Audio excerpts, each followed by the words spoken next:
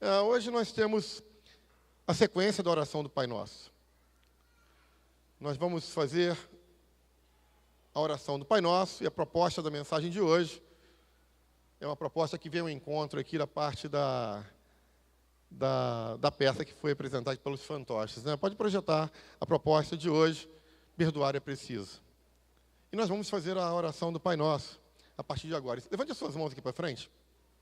Você vai orar, vai ser projetado todos os versículos de Mateus, capítulo 6, versículo 9 em diante. Então vamos orar. 1, 2, 3. Pai nosso que estais no céu, santificado seja o teu nome. Venha a nós o teu reino. Seja feita a tua vontade, assim na terra como no céu.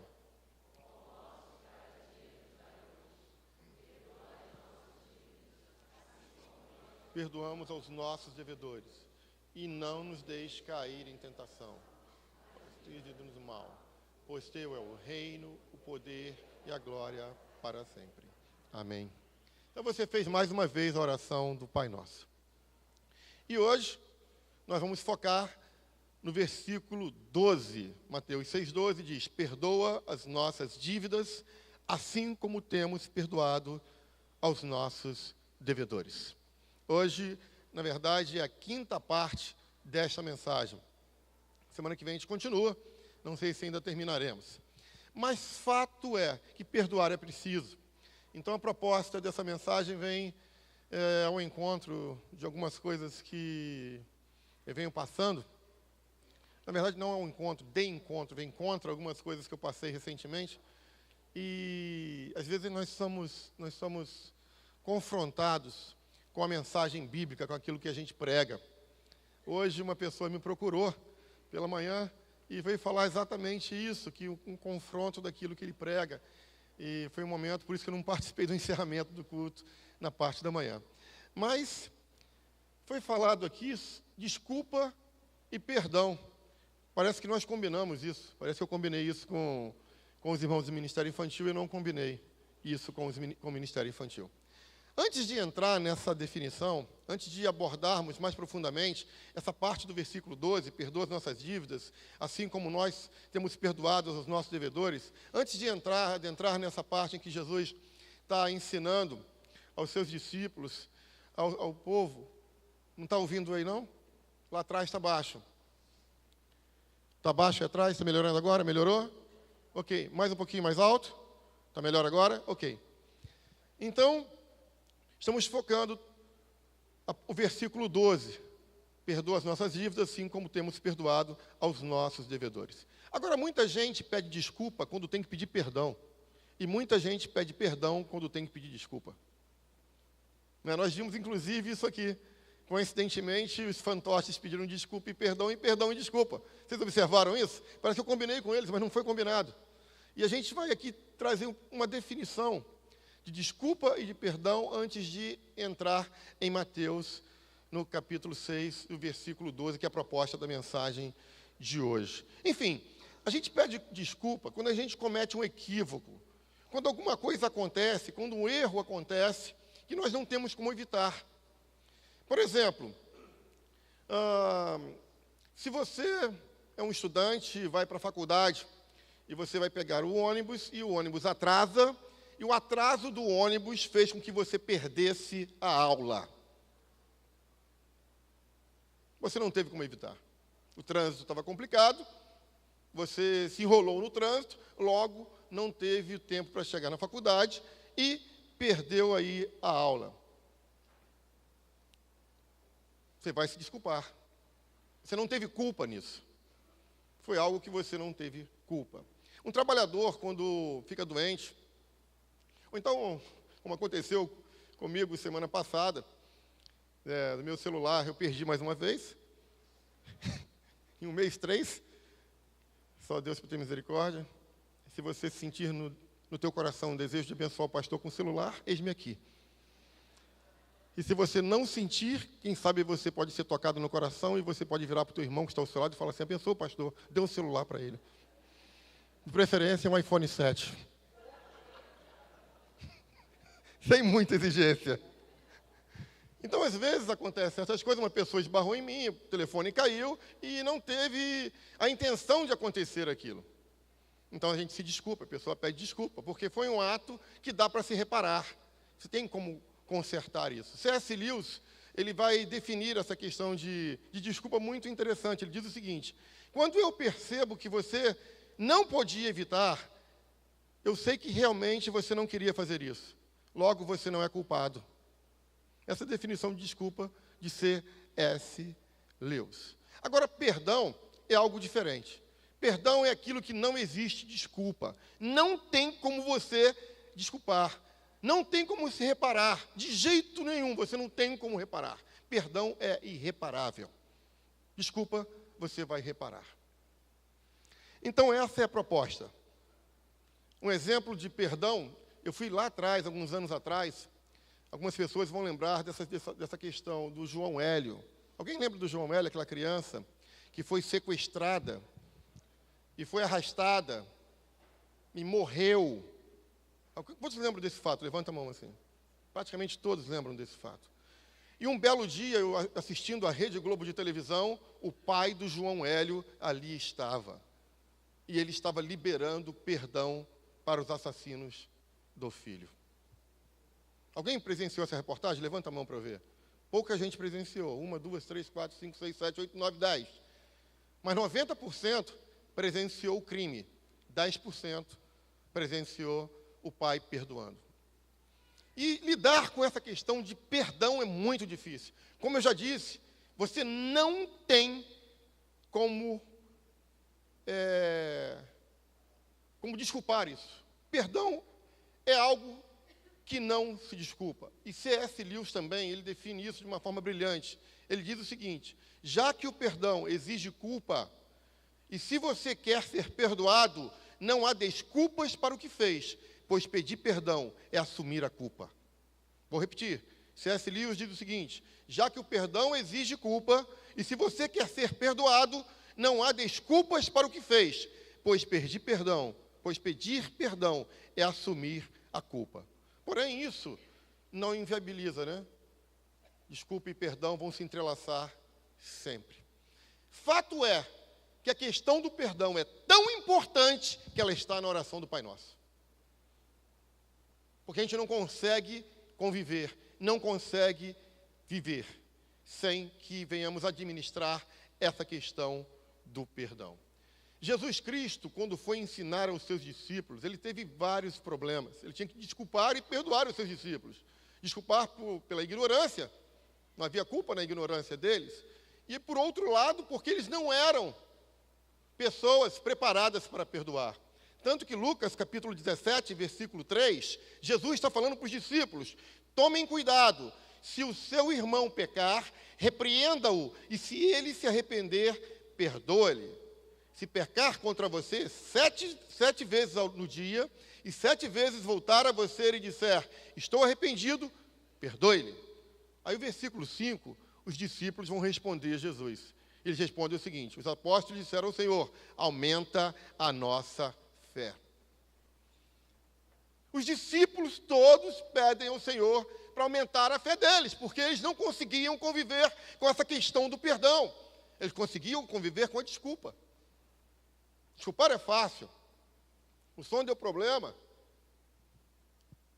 É uma desculpa. O marido traiu a esposa traiu o marido. Não é uma desculpa. Então existem coisas, existem situações que a gente foge, às vezes, do confronto. E a oração do Pai Nosso, ela vem confrontar desde o início. Desde o reino, desde o seu nome, em tudo é confronto. E se isso não bastasse, aqui os discípulos estão sendo confrontados, e Deus está confrontando a sua igreja nesta noite, como tem me confrontado, como me confrontou essa semana, e todos os dias da minha vida. Logo, é muito difícil administrar essa questão do Pai Nosso, ao ponto dos discípulos pedirem: aumenta a nossa fé. Os discípulos pedem isso, e Pedro vem asseverar essas dúvidas dos discípulos, que em Mateus, no capítulo 18, versículo 21, o próprio Pedro vai se aproximar de Jesus, do Senhor, e vai falar: Senhor, até quantas vezes meu irmão pecará contra mim? que eu lhe perdoe até 7 vezes? O versículo 22, Jesus vai responder: não te digo que é 7 vezes, mas até 70 vezes 7. E se alguém trouxer água para mim, será perdoado em nome de Jesus. Amém? Eu não queria falar, mas ninguém trouxe. Mas será perdoado em nome de Jesus. Então, Pedro, ele vai, chega a Jesus e coloca para ele exatamente tudo aquilo que está confrontando os discípulos, como trabalhar com essa questão do perdão. Você sabe por quê? A literatura judaica, ela ensinava, não sei na atualidade, acredito que sim, mas ela ensinava o seguinte, que um bom número para se perdoar seriam 3 vezes. Então, de acordo com a literatura judaica, 3 vezes seria o limite máximo de perdão que um judeu poderia liberar para o seu povo. Pedro, sendo de uma forma aqui muito generoso, ele quer demonstrar generosidade, demonstrar amor, e fala assim para Jesus: 3 a gente sabe que é o padrão, que tal 7, Jesus? 7 fica na boa? Aí Jesus vai dizer o seguinte: 70 vezes 7, 490 vezes. Você imagina que 3 vezes é o padrão do judeu para perdoar. Pedro, de uma forma generosa, como os discípulos estão pedindo para aumentar a fé, já aumentou a fé, 7 é o suficiente. Jesus vem, acaba com ele e fala: não, querido, vamos para 70 vezes 7. É claro que Jesus está usando uma hipérbole, Jesus está aqui colocando uma definição inalcançável para os judeus. Está perdoado em nome de Jesus. Deus é bom. Você pode dar glórias a Deus? Você pode levantar suas mãos aos céus e dar um aplauso ao Senhor e diga: Deus, Tu és bom.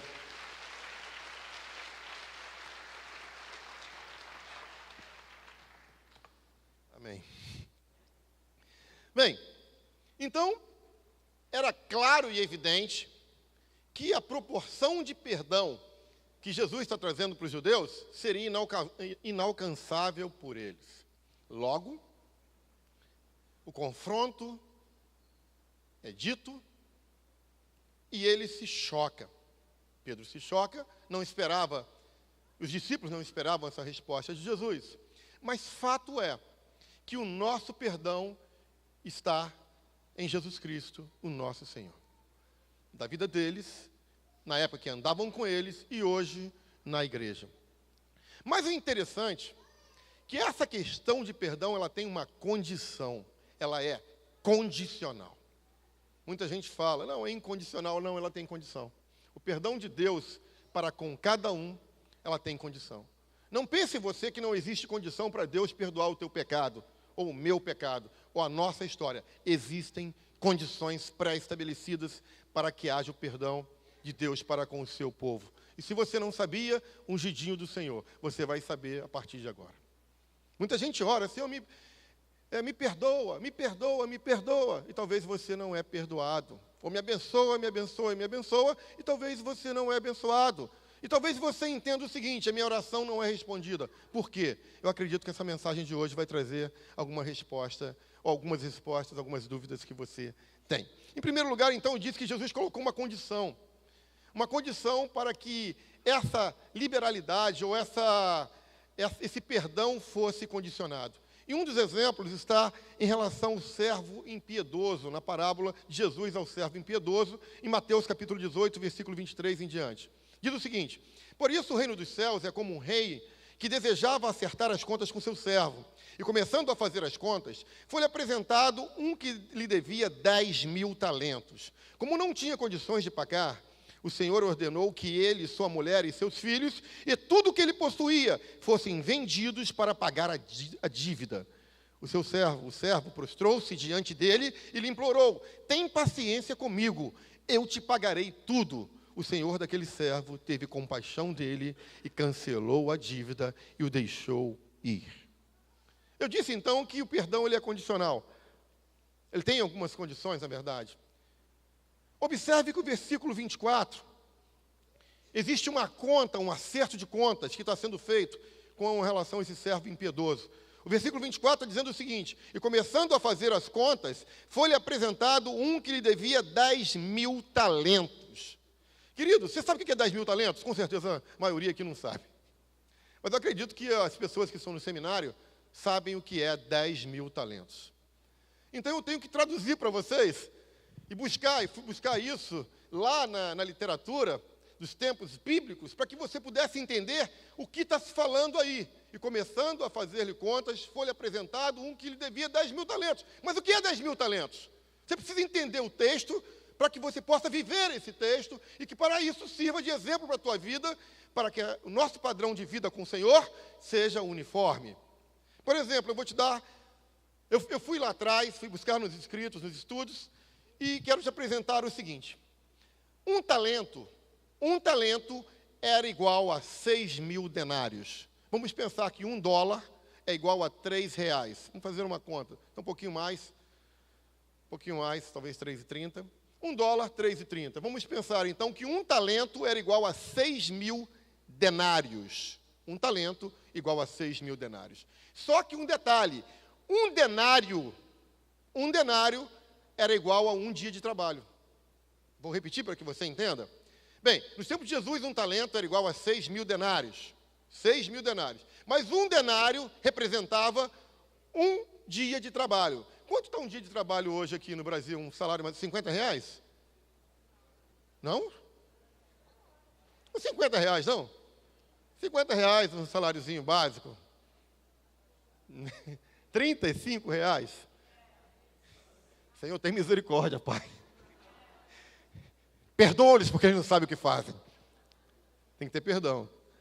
Então, vou dar R$35. Mas eu prefiro usar uma conta redonda de R$50, que fica mais fácil para a gente calcular. R$50 é um salário de R$1.500 por mês. Basicamente isso.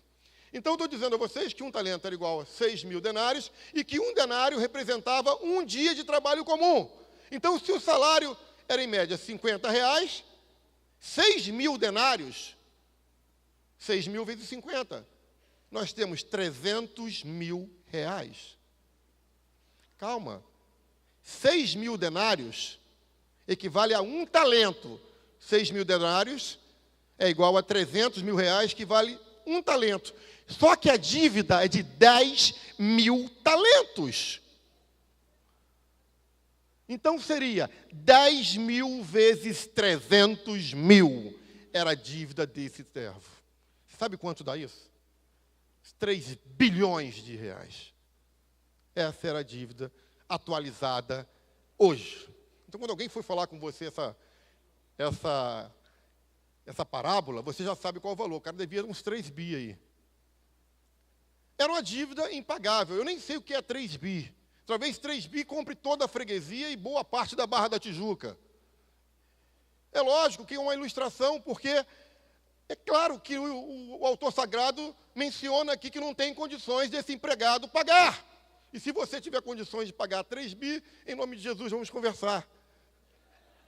Temos muitos projetos aqui para construir orfanatos, né, casas de recuperação. Se você tiver, em nome de Jesus, deixa Deus tocar no teu coração.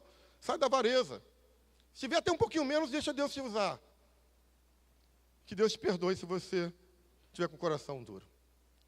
Mas aí, o versículo 27 diz o seguinte: o Senhor daquele servo teve compaixão dele e cancelou aquela dívida e o deixou ir. Será que você ia cancelar essa dívida?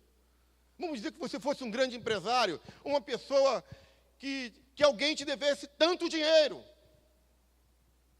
Será que você ia cancelar essa dívida? Mas esse senhor, esse rei, cancela a dívida desse servo. Porque ele se humilha, porque ele pede perdão. Então ele apagou isso. Só que no versículo 28 algo acontece. Eu estou lendo todo o versículo de novo para você entender. Mas quando aquele servo saiu, já perdoado, já não devendo 3 bi, não devia mais nada, livre, leve e solto, está saindo, está indo embora, mas quando aquele servo saiu, encontrou um dos seus conservos que lhe devia 100 denários. Lembra o que é um denário? Um dia de serviço. R$50 vezes 100, R$5.000. Ele devia 3 bi. Encontrou alguém que deve 5.000. 5 mil é um dinheirinho? É, né? É um dinheirinho. Faz falta. E muita falta, com certeza. Até porque os dias de hoje são maus aqui no Brasil. Mas a comparação é ridícula. E ele vai dizer o seguinte, vamos ler todo o versículo. Mas quando aquele servo saiu, encontrou um dos seus conservos, que ele devia 100 denários, 10 dias de trabalho. Na verdade, são 500 reais, né? É 500 reais, não são 5 mil, não. Essa fiz a conta errada. E agarrou e começou a sufocá-lo, dizendo, pague-me o que me deve. E ele simplesmente agarrou, começou a sufocá-lo, dizendo, pague-me o que me deve.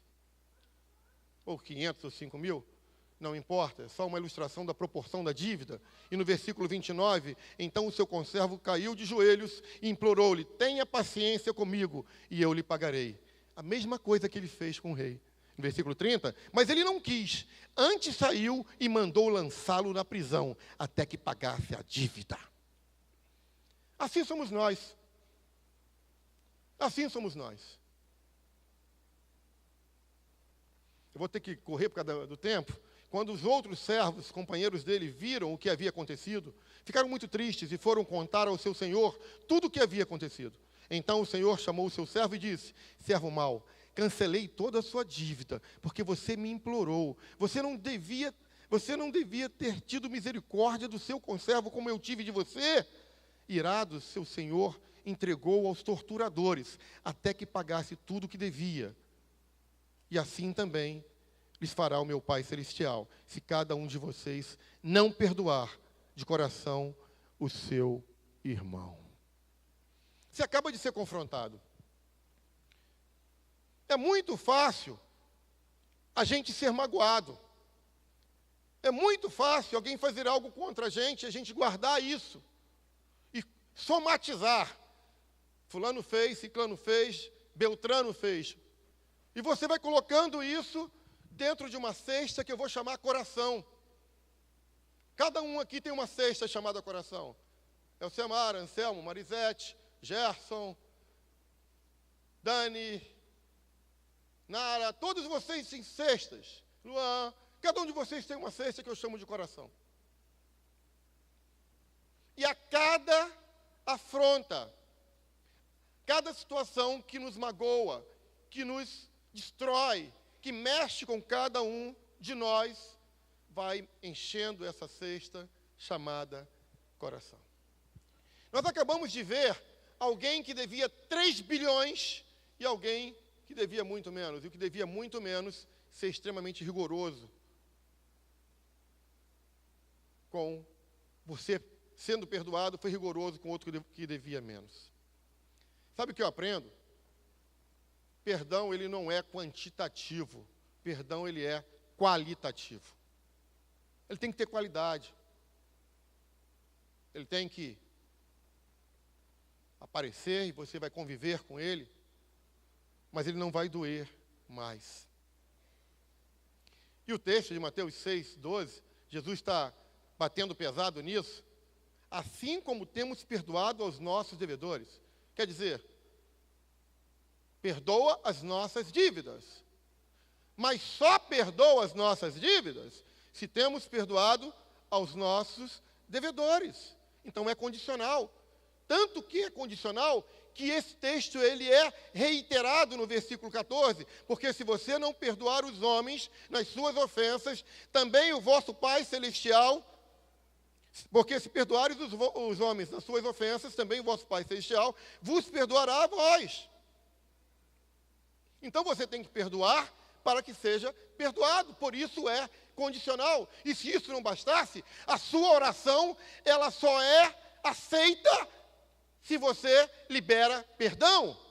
Marcos 11, 25 diz, quando estiveres orando, perdoai, se tendes alguma coisa contra alguém, para que também o vosso Pai que está no céu vos perdoe as vossas ofensas. Mas se vós não perdoardes, também vosso Pai que está no céu não vos perdoará as vossas ofensas. Então, sabe o que eu estou aprendendo aqui? Não adianta nada a gente pedir bênção ao Senhor se você não perdoa o teu irmão, se você não perdoa o teu pai, se você não perdoa a tua mãe, se você não perdoa o teu filho, se você não perdoa o teu amigo, se você não perdoa o teu colega, a sua oração está sendo inútil. E talvez por isso você não tenha respostas de oração. E hoje, talvez, está se descortinando uma maneira sábia para que você tenha a resposta do porquê das suas orações não serem atendidas. Porque o cesto está cheio e a proposta desta noite é esvaziar o cesto. Essa é a proposta. É a proposta de confronto. Como disse, eu fui confrontado. Todos sabemos que o perdão, através de Jesus, é o ponto central da reconciliação nossa com Deus. O perdão através de Jesus é o ponto central da reconciliação nossa para com Deus. Isso é fato. Isso nós sabemos. E Satanás também sabe. Essa é a péssima notícia. A péssima notícia é que Satanás também sabe disso. E ele, sabendo disso, ele vai alimentar o nosso ressentimento e manter a nossa amargura de tal forma que você vai pensar que fulano de tal não merece perdão. Vai colocando no cesto, vai colocando no cesto. Satanás, sabendo disso, que é a péssima notícia, como disse, vou repetir mais uma vez, é importante que você entenda, ele vai jogar na tua mente, vai trazer para você todas aquelas pessoas que um dia te feriram, e isso está vindo na tua mente agora, você que está em casa e aqui, você que está me ouvindo, pessoas que te feriram, que te machucaram, agora está vindo na tua mente. E sabe o que acontece? Satanás está dizendo isso, olha. Ele quer manter a amargura, ele quer manter tudo isso, e você fica pensando, a pessoa que fez isso não merece perdão. Isso aconteceu comigo recentemente. Assim como aconteceu com os discípulos, isso acontece. E eu vou entrar agora numa parte interessante, talvez eu choque você. Quem nós devemos perdoar? Eu quero responder algumas perguntas, quem devemos perdoar? Em primeiro lugar, você não adianta perdoar ninguém se você não consegue se perdoar. Então a primeira pessoa a receber perdão é você mesma. Você tem que aprender a se perdoar. Às vezes Deus já te perdoou pelo teu pecado, mas você não se perdoa. Um pai que permitiu que uma mãe cometesse aborto, ou a mulher que cometeu aborto antes do casamento. Fica a culpa. Lembra, não é desculpa, é a culpa. Aquele sentimento de culpa tem. E uma hora ou outra, quando vem uma mensagem como essa, o teu coração toca. Meu Deus, isso aconteceu comigo. Era uma criança para estar viva e eu sou um assassino. Sabe o que é isso? É Satanás jogando na tua cara.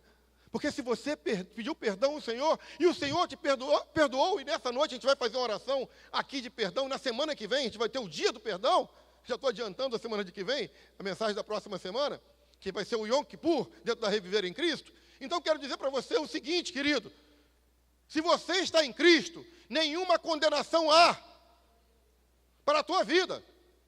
Quantos estão em Cristo? Levante a mão aqui comigo. Então, diga bem alto, nenhuma condenação, nenhuma condenação, nenhuma condenação há para a minha vida, porque eu estou em Cristo Jesus.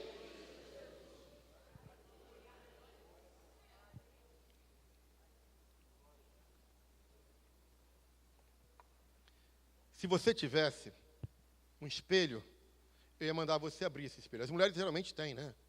Mas não faça isso agora não, por favor. Faça isso em casa. Porque quando você se olhar no espelho da tua casa essa noite, nenhum peso estará sobre a tua vida. O que passou, passou. Eis que tudo se fez novo. Assim diz o Senhor. Você recebe essa palavra? Diga, eu recebo essa palavra. Diga, eu recebo essa palavra. Em nome de Jesus. Então, você precisa liberar-se. Você precisa sair dessa jaula. Você precisa sair desse cárcere. Você precisa liberar perdão para você. Se Deus te perdoou, quem é você para não se perdoar? Hebreus capítulo 8, versículo 12 diz: porque eu lhes perdoei a maldade e não me lembrarei mais dos seus pecados. Você pode ler comigo? Leia, 1, 2, 3. Porque eu...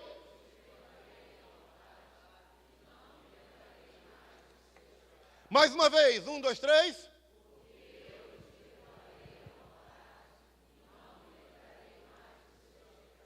Se o Senhor te perdoou, querido, aceite o perdão de Deus nessa noite, em nome de Jesus. Eu aceito o teu perdão, Senhor, nesta noite, em nome de Jesus. Diga, eu aceito o teu perdão nesta noite, em nome de Jesus. Então a primeira pessoa que você precisa aprender a perdoar é você mesmo. Então tudo isso que passou, todas essas histórias ou essas coisas que aprisionaram você, fique do lado de fora, em nome de Jesus. A segunda categoria de pessoas que você precisa analisar e você precisa liberar perdão está relacionado aos seus familiares, aos seus amigos e aos seus colegas.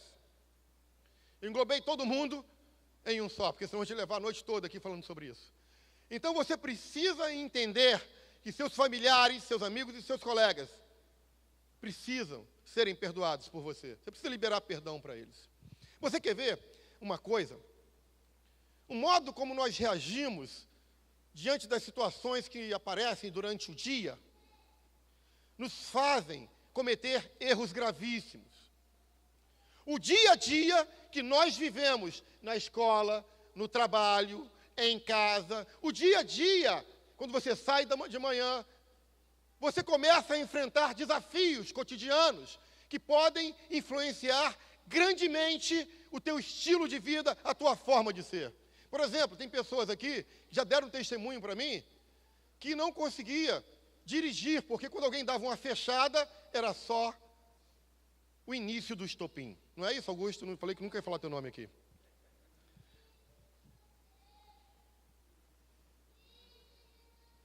Está ali. Amém. Amém. Dá um beijinho nela. Uma certa vez, Augusto lembra disso. Augusto tinha um sério problema. E um belo dia nós estamos conversando, ele falou: Elcemar, eu não aguento esse negócio. Estou dirigindo na minha, tranquilo, vem, alguém me corta. Aí eu falei com ele: a partir de agora você começa a orar por essas pessoas, Augusto. Quando essa pessoa entrar na tua frente e estiver nervoso, você levante a mão. Qual é a oração? Prepara e leva, Senhor. Augusto, você lembra disso? Então Augusto tinha essa problemática, as pessoas davam uma fechada nele, ele queria brigar, xingar, isso e aquilo, era normal. Só aí já era o início do estopim. Agora você imagina a sequência do trabalho como seria. Talvez isso aconteça com você que está em casa ou com você que está aqui na igreja. Ou então você que vai trabalhar, querido, imagina você no teu ambiente de trabalho e teu chefe vira para você e reduz o teu salário em 50%. Eu aceito. A veia sobe porque você vai aceitar o teu trabalho porque o desemprego está grande. Mas você vai chegar em casa e vai descarregar na tua esposa e vai descarregar no teu filho. E que culpa eles têm? Calma aí atrás, não precisa ficar cutucando ninguém não. Calma, gente. Mas que culpa a tua esposa tem? Que culpa o teu filho tem por você levar uma bronca lá ou no teu trabalho? Você lá talvez queria dar um soco no teu patrão, mas se você desse o soco no teu patrão, você seria demitido. Então você prefere dar o soco na tua casa. E talvez você não vai usar o soco como uma mão, mas vai usar como uma palavra que pode ferir, que pode matar, que pode destruir sonhos. Nós temos esse jeito de transferir a culpa. Nós temos essa modalidade. O ser humano é muito versátil para isso. Ele transfere a culpa com muita facilidade. Olha, me chamou a atenção porque eu estava com a roupa feia. Estava mal passada. Que nada. Não foi nada disso não, é desculpa dele. É transferência de culpa. O homem, o ser humano, ele tem mania de transferir culpa. Adão e Eva, queridos. Você vai lá em Gênesis 3:12. Foi a mulher que tu me deste. Cínico, safado, canalha. Que isso não, mas é verdade. O camarada vira e fala, foi a mulher que tu me deste. Assume a culpa, querido. O culpado fui eu errei. Para que a mulher vai sofrer? Para que o filho vai sofrer? Mas pode ser o contrário também, um homem. Não é aquele homem que passa o dia todo trabalhando. No passado já falei sobre isso aqui. Aquele homem que se dedica o tempo todo, que economiza no ticket refeição lá para guardar o dinheiro para dentro de casa. E chega em casa, a mulher, em vez de ter a comidinha pronta para ele, está assistindo novela. Pai herói. É a única novela que veio na minha cabeça agora. Eu não lembro se tem. É a única. Eu ia falar Irmãos Coragem. Desculpa. Já teve novela chamada Pai Herói? Não? É para vocês terem a certeza que eu não assisto novela. Mas Irmãos Coragem eu assistia. Eu tinha meus. Deixa para lá.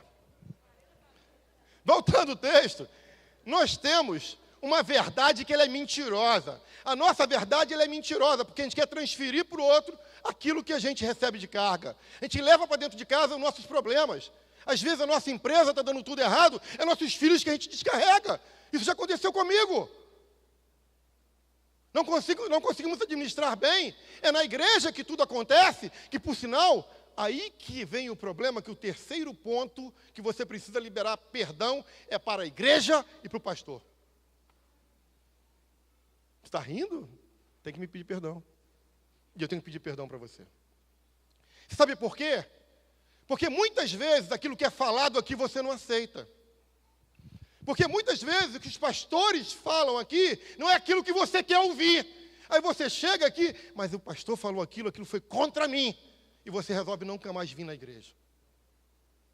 E a igreja, por sua vez, também ela erra, porque a igreja, no decorrer do tempo, através da religiosidade, ela prende todos e aprisiona todos de tal forma que tem gente que não pisa na igreja hoje porque foram aprisionadas no passado. Você sabia disso, querido? Sabia disso, querida? Tem pessoas que não compartilham, que não participam da igreja hoje, porque viveram um modelo religioso de não pode. Uma falsidade. Eu agora há pouco estava falando com o Cristiano e com a Thalita, que eu louvo a Deus, que os filhos deles e os meus netos viverão a reviver em Cristo, da forma na plenitude que deve ser feito, porque eu não consigo, ou tampouco vocês, porque o modelo de vida que nos aprisiona, nos leva a lembranças que machuca. Então você precisa aprender a perdoar a você mesmo, a seus colegas, a seus amigos, aos seus familiares, ao pastor que não vai concordar com o que você pensa, que vai falar coisas que de repente vai ferir você. E você precisa perdoar a igreja também, porque a igreja é a noiva do Senhor Jesus Cristo. Se você não consegue fazer isso, querido, você vai ser eternamente doente. Eu não quero entrar na mensagem do domingo que vem, que a gente vai entrar por esse prisma. Mas eu garanto a você, se você não consegue fazer isso, você não vai conseguir sorrir como você deve sorrir. Jesus te fez para ser livre. A gente canta aqui, eu sou livre, a gente não canta? Eu sou livre. Mas será que você é livre? Ou será que a falta de perdão te aprisiona? Esta noite é noite para você se libertar. É noite para você jogar essa bagagem para fora. É noite de você limpar todo o teu coração. E talvez você pense assim, meu pai morreu. Eu não tenho condições de liberar perdão para ele, porque ele não está mais aqui. Ou tampouco a minha mãe. Eu queria falar com ela isso, mas eu não posso mais. Queridos, em nome de Jesus, precisamos aprender.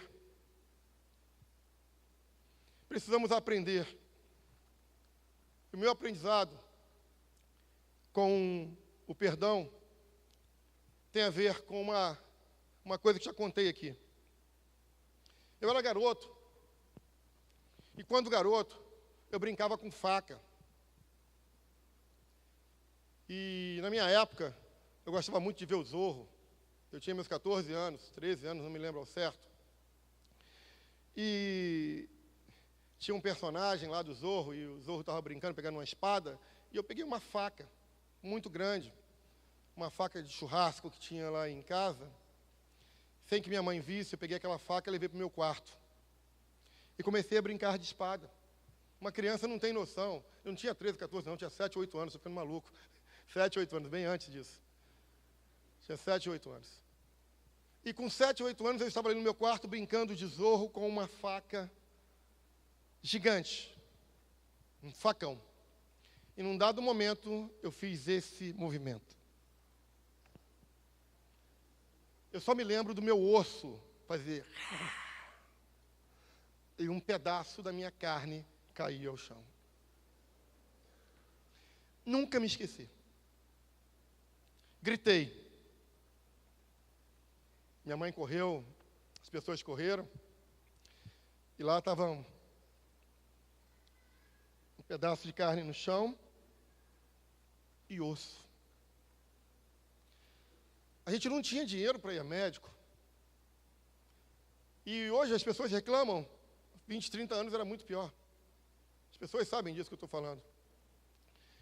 Nunca me esqueço, minha mãe pegou pó de café, alguma coisa lá, colocou dentro daquele buraco, hoje até isso tem na minha perna. E aquilo foi difícil. Porque eu vi aquilo. Eu vi aquilo todos os dias. E eu comecei a pensar num paralelo do perdão com relação a esse machucado que eu cometi. Sabe como é que eu começo a ver o perdão? O perdão é uma cicatriz. Que um dia doeu e doeu muito. Mas, a partir do momento que eu liberei o perdão, entrou o remédio, a cicatriz permanece. Brincar com faca, nunca mais eu brinco. Eu olho para a cicatriz, sei daquilo que aconteceu, mas não dói mais. Vocês estão entendendo? Estão entendendo? Perdão é isso. Não significa esquecer. Perdão, você nunca vai esquecer do que aquilo que te fez perdoar. Você vai sempre lembrar do problema, mas não vai doer mais, se você permitir ficar livre esta noite. E essa é a proposta dessa mensagem. Eu queria convidar você para fechar os seus olhos. Feche os seus olhos. Feche os seus olhos. Feche os seus olhos. Por favor, todos os olhos fechados.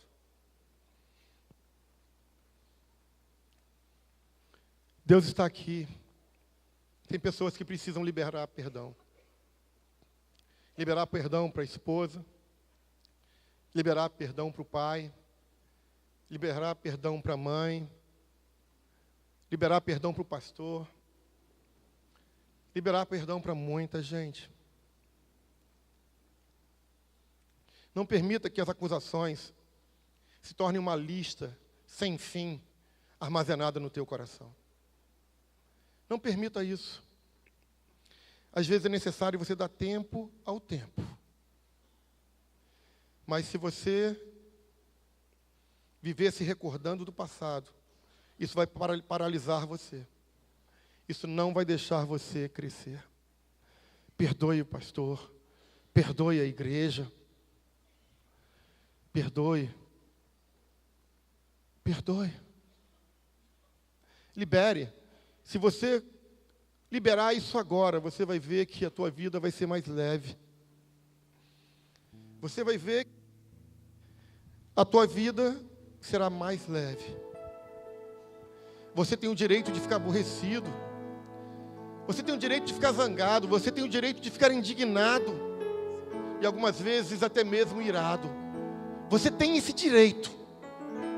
Porque as contrariedades do dia a dia nos assolam, nos fustigam, nos ameaçam, nos paralisam. Mas isso não nos dá o direito de derramarmos nossas insatisfações em cima dos outros, em cima do próximo.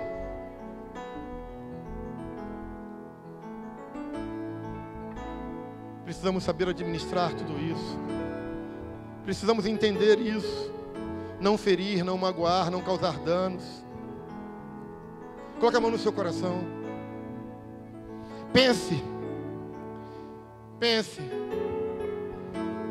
Pense em alguém enquanto o Rui ministra. Pense. Pense. O que está te aprisionando? Diga: estou livre. Estou livre. Diga mais alto: estou livre. Estou livre. Amém. Pastor Carlos Anselmo, encerra o culto. Que o amor de Deus, nosso Pai, e a graça de nosso Senhor Jesus Cristo, e a comunhão do Espírito Santo de Deus, sejam com todos, desde agora, para todo sempre. Que todo o povo de Deus diga amém. Deus abençoe a todos, em nome do Senhor Jesus.